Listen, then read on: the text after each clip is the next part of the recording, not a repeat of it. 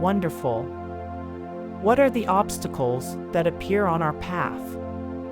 What can prevent the awakening of consciousness?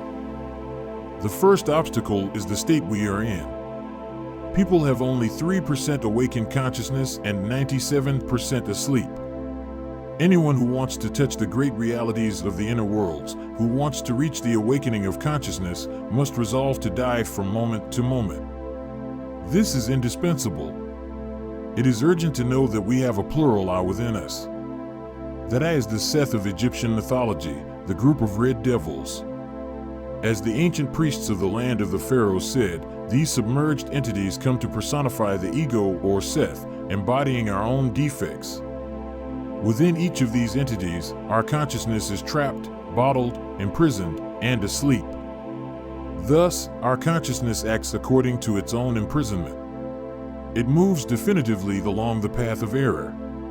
It is egoic, unfortunately. If we want to awaken, we must completely destroy Seth, the ego, the red devils, the I.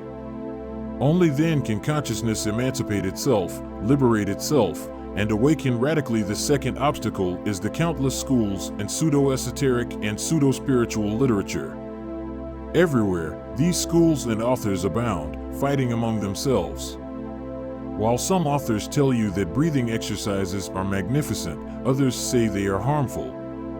While some affirm one thing, others affirm another. Each school claims to have the truth. Most people get lost in the labyrinth of so many theories, schools, and confusions.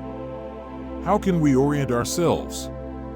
Obviously, we must be interested in awakening consciousness. Only then can we walk successfully through that mysterious labyrinth. But until we awaken, we will be confused. Some even get excited about these studies momentarily, only to abandon them later. There are those who, with their heads full of theories, believe they have already discovered the secret path, even though they are deeply asleep. It seems incredible, but there are masters of the Great White Lodge who are radically awake, fully self-realized, and yet do not know how to read or write. They are completely illiterate, but self-realized and awake.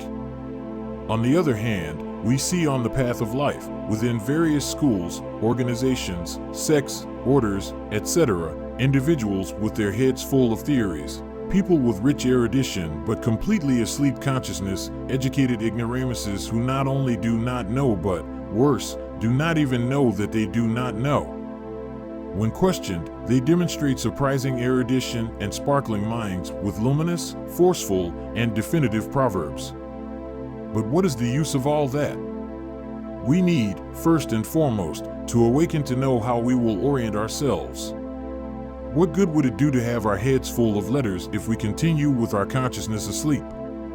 It would be better to be illiterate but awake.